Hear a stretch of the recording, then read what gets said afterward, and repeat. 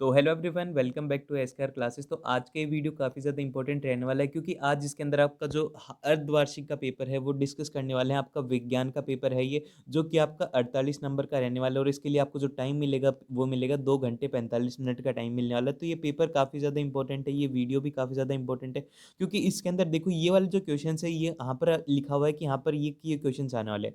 अब ये के क्वेश्चन आने का मीनिंग ये है कि यहाँ पर जो आपके पास में 23 से 24 क्वेश्चन हैं उनमें से ही आने वाला है। आप बोलोगे कि सर आपको कैसे पता, आपने थोड़ी पेपर बनाया। अब मैं बताता हूँ कि कैसे किस बेसिस पर बोल रहा हूँ। तो देखो यहाँ पर जैसे कि क्वेश्चन नंबर 1 को ही ले लेते हैं। अब क्वेश्चन नंबर 1 के अंदर बात करी गई है पीएच की। तो आपको क्या करना है, जैसे कि पीएच की बात कर दी गई तो आपको यहाँ पर पीएच के बारे में पढ़ना होगा। अब पीएच के बारे में जब आप पढ़ोगे तो यहाँ पर तो बस न्यूट्रल का पूछे तो आप पीएच के न्यूट्रल के अलावा आपको क्या करना है, पीएच ऑफ एसिड के बारे में भी पढ़ना है। फिर उसके बाद में आपको पीएच ऑफ बेस के बारे में भी पढ़ना है और एक पढ़ लेना है कि पीएच की वैल्यू कितनी होती है। तो यहाँ पर ऐसे कितने क्वेश्चन हो गए, एक बार में आपके 4 क्वेश्चन तैयार हो गए।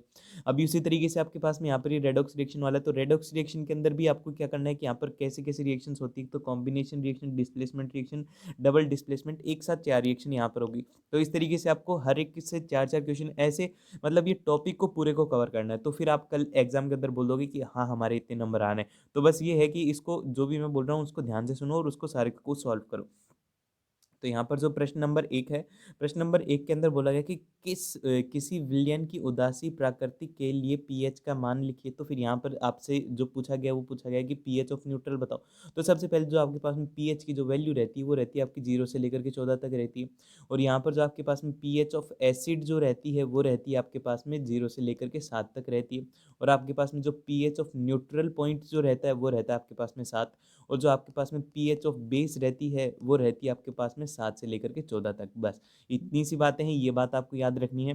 देन फिर जो क्वेश्चन नंबर सेकंड आता है, क्वेश्चन नंबर सेकंड वाले के अंदर बोला गया कि रेडॉक्स अभिक्रिया का एक उदाहरण लिखिए। तो यहाँ पर रेडॉक्स अभिक्रिया के अंदर क्या होता है कि आपके पास में दो तरीके की रिएक्शन होती है। एक तो आपके पास में होती है वो होती है रिडक्शन वाली, और फिर उसके बाद में दूसरी होती है वो होती है आपके पास में ऑक्सीडेशन वाली। तो ये जो दोनों रिएक्शन एक साथ अगर हो जाएं तो उनको बोलते हैं रेडॉक्स रिएक्शन, ठीक है। अब तीसरा जो आता है वो आता है आपके पास में कि प्रकाश का सर्वाधिक वेग किस में होता है। तो देखो इसमें सर्वाधिक वेग की बात करी गई है, तो आपको ऐसा देखना है कि जिसके अंदर हवा नहीं होगी, अगर हवा होगी तो वहां पर जो स्पीड वेग है वो घट जाएगा, जिस वजह से क्या होगा कि लाइट है वो धीरे चलेगी। तो ऐसा इसलिए करना है आपको। अभी इसमें जैसे कि यहाँ पर प्रश्न नंबर 3 है, तो सबसे सर्वाधिक जो होता है जहां पर हवा वगैरह कुछ नहीं होती तो अंतरिक्ष में होता है। तो आपको अंतरिक्ष को क्या लिखना है, वहां पर ये वैक्यूम लिख देना है, ठीक है। वैक्यूम इसका एल्बम का नाम लिखिए। तो देखो यहाँ पर चींटी के डंक की बात करी गई है, तो चींटी के डंक से आपको याद आना चाहिए फॉर्मिक एसिड और मिथेनोइक एसिड, इसका एकदम से सही आंसर है। फिर उसके बाद में जो आपके पास में प्रश्न नंबर 6, प्रश्न नंबर 6 के अंदर आपको कहा गया है कि फोटोसिंथेसिस के साथ में कौन सी अभिक्रियाएं होती हैं। तो आपको सारी की सारी इनका अच्छे से कर देना है कि आपको ये छठे वाला प्रश्न का उत्तर बताओ मेरे को जल्दी से, जितने भी देख रहे हो वो उत्तर बताओ छठे वाले का, मेरे को सभी का उत्तर चाहिए। अच्छे से आपको इसका हर एक का उत्तर चाहिए, मेरे को जो भी देख रहा है ना उसका उत्तर चाहिए, क्योंकि देखो आप जितनी खुद से मेहनत करोगे ना उतनी आपको अच्छा बेनिफिट मिलेगा। अगर मैं यहाँ पर आपको हर एक प्रश्न के उत्तर देता जाऊंगा तो यहाँ पर ये क्या हो जाएगा कि आपको मैं चम्मच से हलवा खिला रहा हूँ। हलवा पड़ा है पर आपको खुद को खाना पड़ेगा वो, ठीक है। हलवा में आपको ऐसे नहीं है कि चम्मच से ही मैं ही खिलाऊंगा मैं ही बना के दूंगा, ये सब काम नहीं करना है, आपको खुद से भी सॉल्व करना है, खुद से भी मेहनत करो। फिर उसके बाद में यहाँ पर प्रश्न नंबर 7 आता है। प्रश्न नंबर 7 के अंदर बोला गया है कि आपको कोई भी दो यूनिसेलुलर ऑर्गेनिज्म के बारे में बताना है, तो ये आपको आसानी से बता देना है। इसके अंदर भी आपको ये सातवें वाले जैसे कि एक एक वर्ड वाले हैं ना, ये तो मैं आपसे पूछूंगा, एक हर एक वर्ड वाले आपको ही बताने होंगे, इसके अलावा मैं आपको नहीं बताऊंगा, क्योंकि आपको थोड़ा थोड़ा अपने दिमाग के ऊपर जोर डालो, थोड़ा थोड़ा पढ़ो किताबों को, देखो उनमें क्या है, ठीक है।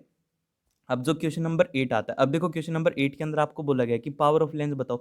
तो यहाँ पर ये पावर ऑफ लेंस वाला जो टॉपिक है काफी ज्यादा इंपॉर्टेंट टॉपिक है, इससे आपका क्या बन सकता है, एक न्यूमेरिकल भी बन सकता है। तो यहाँ पर इसको थोड़ा ध्यान से सुनना कि मैं क्या बोल रहा हूँ, ठीक है। आपके पास में जो पावर ऑफ लेंस रहती है ना, वो रहती है आपके पास में power of lens is equal to 1 upon focal length रहती है। और यहाँ पर फोकल लेंथ क्या रहती है, वो रहती है मीटर में। यहाँ पर सबसे ज्यादा जो स्टूडेंट गलती करेंगे ना वो ये करेंगे कि यहाँ पर मीटर की जगह पर वो सेंटीमीटर लिख देंगे। सेंटीमीटर लिखने के बाद में उनका आंसर गलत आ जाएगा, और ये चाहता है एग्जामिनर, आपके नंबर काटना चाहता है बस वो अल्टीमेटली। तो फिर वो यहाँ पर जानबूझ के सेंटीमीटर में देगा, तो उसको पहले मीटर में कन्वर्ट कर देना। और यहाँ पर जब मीटर में होगा तो फिर आपकी पावर किस में आ जाएगी, वो आ जाएगी डायोप्टर में। तो ये बात याद रखेगा ना कि अगर डायोप्टर में आपको देना है तो आपको डायोप्टर में उसको कन्वर्ट कर देना, तो यहाँ से न्यूमेरिकल बन सकते हैं, तो इस बात को ध्यान रखना। फिर उसी तरीके से आपके पास में यहाँ पर ये दिया हुआ है कि यहाँ पर क्वेश्चन नंबर 9 है। क्वेश्चन नंबर 9 के अंदर आपको दिया गया है कि यहाँ पर आपको क्या निकालना है, करंट निकालना है। तो देखो आपको करंट की वैल्यू निकालनी है, तो आपको करंट का फॉर्मूला याद रखना है कि वो होता है आपके पास में charge phloem divided by time रहता है, ठीक है। तो अब यहाँ पर चार्ज इसने कितना बोला है, वो बोला है 300 कूलाम बोला है। तो फिर यहाँ पर देखो अब इसके अंदर भी क्या गलती होती है, इसके अंदर भी एग्जामिनर क्या करेगा कि आपको कूलाम के अंदर चार्ज दे दिया, लेकिन अब जो जल्दीबाजी के अंदर क्या करोगे, इसको मिनट के अंदर डायरेक्टली पुट कर दोगे, वहां से आंसर गलत आ जाएगा। आपको क्या करना है, इसको सेकंड के अंदर कन्वर्ट कर देना, ठीक है। अब डायरेक्टली इसको करते हैं तो यहाँ पर 300 गुलाम तो चार्ज है, अब इसको सेकंड के अंदर कन्वर्ट करेंगे, 5 मिनट दिया हो तो इंटू 60 कर देंगे, और फिर उसके बाद जब इसे सॉल्व करेंगे तो ये हो जाएगा आपके पास में 5, और फिर यहाँ पर ये हो गया आपके पास में सही हो गया, और यहाँ पर 5 से 5 कट गया, तो यहाँ पर कितना करंट आ गया, 1 एम्पियर। और ये यूनिट जरूर से लिख के आना एग्जाम में। यहाँ पर जहाँ पर भी मैं बोल रहा हूँ ना, थोड़ा ध्यान दे करके यूनिट वगैरह को चेंज करने में गलतियाँ होंगी, आपसे होंगी, देख लेना। चाहे कल भी आके ये बोलोगे कि सर गलती कराया मैं, तो आपके बताने के बाद भी ऐसा मत करना, ठीक है।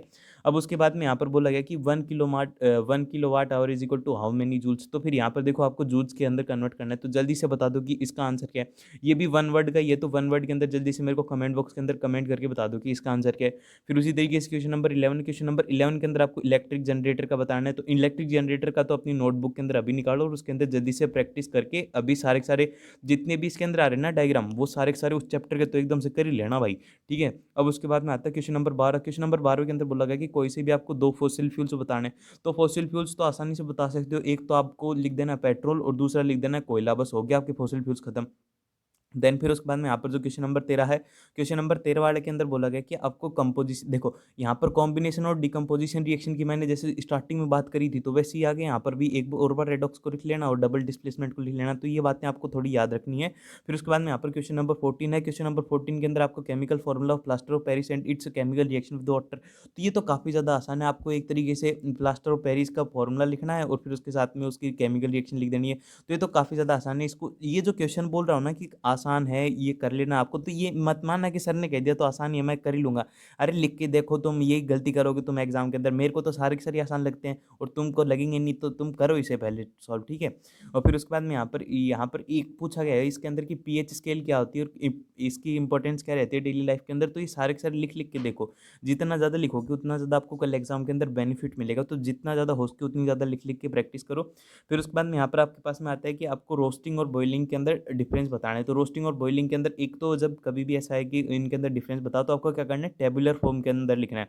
एक तरफ लिख देनी रोस्टिंग और फिर उसके बाद दूसरी तरफ लिख देनी, वो लिख देनी बॉइलिंग, और फिर यहाँ पर पॉइंट्स लिख देना 1 2 3 करके, और जितने भी नंबर का हो उतने पॉइंट्स जरूर से इसके अंदर ऐड कर देना, ठीक है। और इसमें से ज़्यादातर करो तो यहाँ पर टेबुलर फॉर्म के अंदर करना है। अब ये क्या करोगे, यहाँ पर क्या करते हैं कि यहाँ पर पहले लिखेंगे रोस्टिंग, और फिर यहाँ पर रोस्टिंग की महाभारत लिख देंगे पूरी की पूरी 5 से 6 लाइनों की, और फिर उसके बाद में यहाँ पर लिखेंगे बॉइलिंग वाली। तो उसके अंदर वो पढ़ेगा भी नहीं और उसके अंदर आधे एक नंबर काट करके दे देगा। तो ये मत करना, आराम से पूरा पूरा इसको टेबुलर फॉर्म के अंदर लिखना, तो उसमें आपको पूरे पूरे नंबर मिलेंगे। और फिर उसके बाद में यहाँ पर आपको बोला गया है कि गैंग और रेनॉल्ड पंख के बारे में बताना है, तो ये आपको अच्छे से कर लेना है। और क्वेश्चन नंबर 16 और क्वेश्चन नंबर 17, देखो यहाँ पर क्वेश्चन नंबर 16 के अंदर आपको बोला गया कि एरोबिक और एनएरोबिक रेस्पिरेशन के अंदर आपको बताना है। तो ये तो काफ़ी ज़्यादा आसान है। इसके अंदर तो आपको बस एक के अंदर ये है, सबसे पहले तो डिफरेंस ये हो जाएगा कि एक के अंदर प्रेजेंस ऑफ ऑक्सीजन रहती है और एक के अंदर एब्सेंस ऑफ ऑक्सीजन रहती है, और फिर इसी तरीके से आपको सारे के सारे इनके लिख देना है। अब जैसे कि यहाँ पर ये 1 नंबर का हुआ, अब 1 नंबर का है तो ये नहीं कि सर ने कहा था कि 1 नंबर का है तो उसके अंदर बस एक ही पॉइंट नहीं, उसके अंदर कम से कम 2 से 3 पॉइंट लिखना, छोटे छोटे पॉइंट लिख देना पर 2 से 3 पॉइंट, और एक एग्जाम्पल जरूर से डाल देना लास्ट के अंदर, तो वहाँ पर पूरे पूरे नंबर मिल जाएंगे, ठीक है।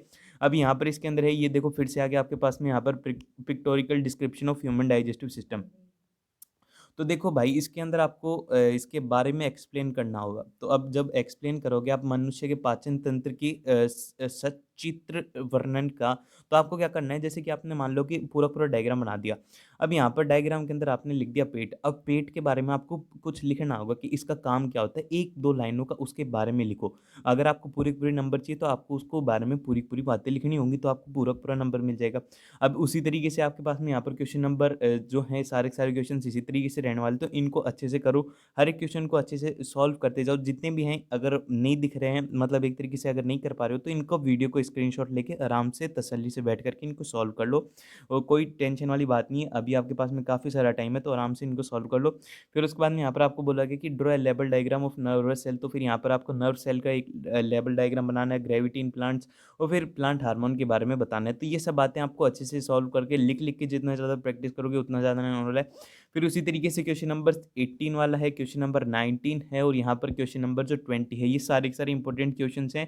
लास्ट वाले ये जो बड़े बड़े क्वेश्चन है ना, इनको तो अच्छे से करो, हर एक जो क्वेश्चन है उनको अच्छे से करो। और फिर उसके बाद में आप बताओ कि आपने अभी तक सॉल्व किया है या फिर मेरी ही बातें सुनने जा रहे हो। बस सर आपकी बातें अच्छी लग रही है तो हम कंटिन्यू हम सुने ही जा रहे हैं, सुने ही जा रहे हैं, बस कुछ करने का मन नहीं करता। अब उसके बाद में यहाँ पर आपके पास में आ गया क्वेश्चन नंबर 21। इसी तरीके से यहाँ पर आपको न्यूमेरिकल्स वगैरह के ऊपर थोड़ा ध्यान देना, यूनिट्स वगैरह के ऊपर ध्यान देना, और पेपर बहुत ही अच्छा होगा, बहुत आसान आता है पेपर। बस थोड़े से दिमाग को प्रेजेंट करके वहाँ पर पेपर देना और बहुत अच्छा पेपर होने वाला है आपका। और best of luck for your exam. और बस यही है, आज का पेपर इतना ही था। और देख लो इसको, स्क्रीनशॉट अगर लेने तो स्क्रीनशॉट ले लो और अच्छे से इसको सॉल्व कर लो। यहाँ पर ये हो गया पूरा पूरा पेपर। और बेस्ट ऑफ लक, फिर से मिलते हैं आप लोगों से नेक्स्ट वीडियो में। सब्सक्राइब नहीं किया तो सब्सक्राइब कर दो, लाइक नहीं किया तो लाइक कर दो।